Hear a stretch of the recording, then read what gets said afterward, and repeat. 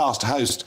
Liam, was it the big, great event we were expecting? It was a nothing burger, Nigel, in my view. It was pure political theatre. It was, if I may say so, on a family show, it was like a Rachel Reeves wet dream, because she was able to make all these kind of spending pledges, much to the delectation of the Labour left, without saying how she was going to pay for them. But of course, financial markets were watching, serious people were watching. And, by the way, no mention at any time of financial markets. No, which was astonishing, given where we are. Let's just... You know, GB News viewers know me, hopefully, for explaining complicated things in a simple way. So let me just try and explain this. Back in October 2022, at the peak of that Liz Truss mini-budget crisis, you and I covered it in great detail here on GB News, the gilt yield, the amount of money the government must pay to borrow, was about 4.6% at its peak, at its peak. Panic, the BBC going into, you know, complete meltdown about the end of the world. That yield, the government borrowing costs, the amount of the markets charge the government, which is all to do with how credible they think the plans are. It's been way above that peak for months. It's been way above 5% for 30-year money. She should have reassured financial markets. She should have said how she's going to rein in public sector spending, or at least slow down the rate of increase, not least because the one big saving she hopes to make, or again, a slowdown in the rate of increase of spending on welfare, that's been completely reversed before it was even implemented. Yeah. So here you have financial markets, they're looking and they're waiting. The numbers don't add up at all, and that's why, just as Labour did last summer, after they got into office in July, we then had to wait till October for a budget when they just said, oh, it's terrible, there are black holes everywhere, the Tories have left us this complete mess. Everyone thought taxes would go up over the summer, investment therefore stone dead. Yeah.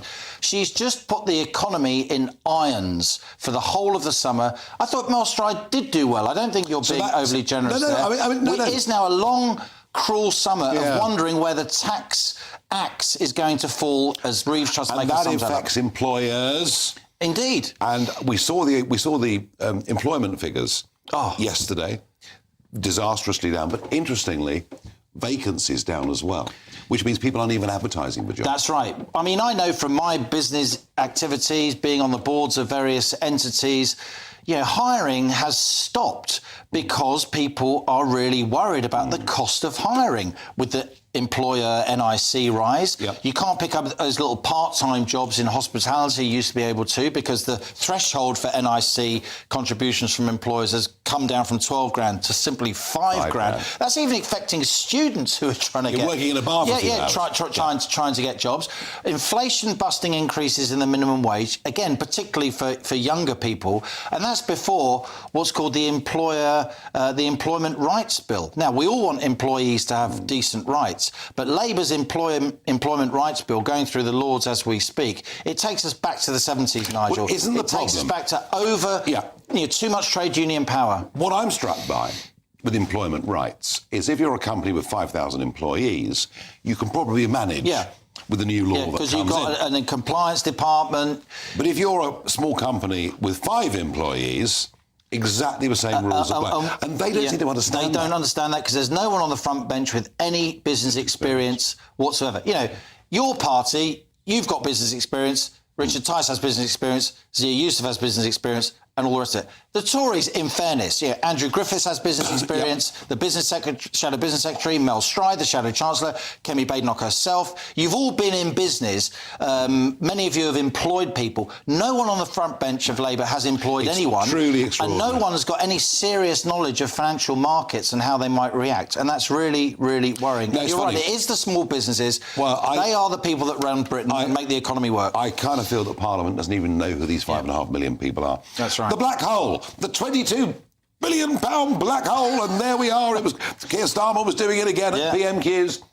Isn't the truth, with all the projections we got in the October budget, there's already a Labour black hole? There's already, well, firstly, the Tory black hole, it's complete fiction, it's nonsense. Even Paul Johnson, who's probably the most respected fiscal economist in this country, he runs an institution called the IFS. It's like a sort of broadly neutral watchdog, no friend of the Tories or certainly of reform. No. He said this black hole, it was obvious to anyone who dared look. It was Labour's excuse for increasing taxes, tax rises that weren't in their manifesto.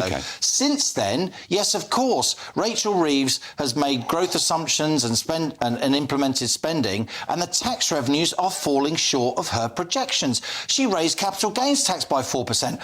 Guess what? Less capital gains tax revenue. We've seen that already. Why do you think that is? You know, the fact that she's tried to get more VAT on school fees. Well, kids going to private schools have fallen dramatically. Less tax revenue. So under many headings, she's getting a lot less tax revenue than she thought she would. And during the summer, Nigel, we're going to get from HMRC interim figures of half-year tax receipts, and they're going to be ghastly, and that is going to set the hairs running in terms of where the taxes are going to come in October. So no more investment and a lot less hiring. Projected borrowing for this year is 150 billion. Yeah.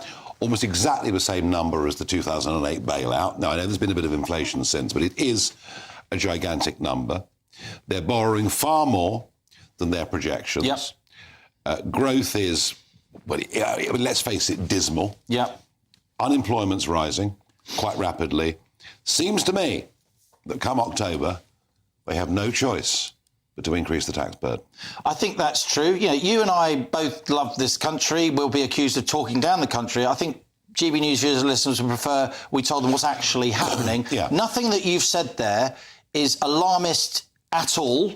In fact, it's quite a sanguine analysis of what's happening, and it's factually completely correct, if I may say so. Yeah, my concern is that Labour is doing things that are ideological rather than things that are rational. Faced with a problem in the fiscal accounts, faced with a gap in the public finances, Rachel Reeves, every instinct in her body will tell her to just keep jacking up taxes. We're now at the point, Nigel, where the more you put up tax rates, I think the less tax revenue you're going to get, because you will just kill activity. Plus, we have the exodus. Plus, we have the exodus. Now, the last time we saw figures, it showed that 10,800 very rich people had left the country.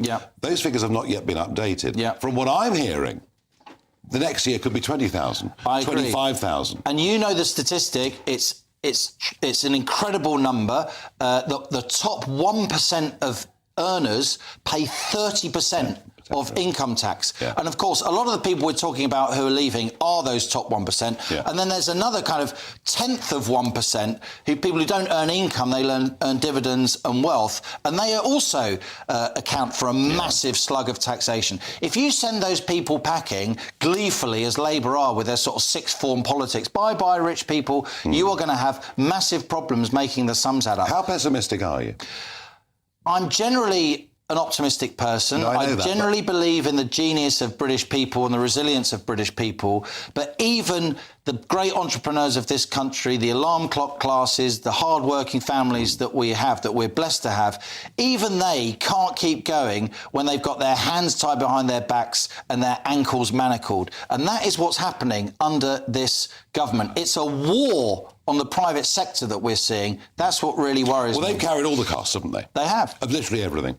The public sector protected at all times. So, I mean, I was always sceptical about this idea that she was 10 years an economist at the Bank of England.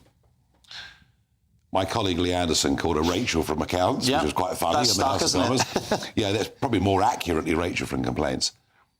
Is it reasonable and fair? I'm trying to be as objective about this as I can.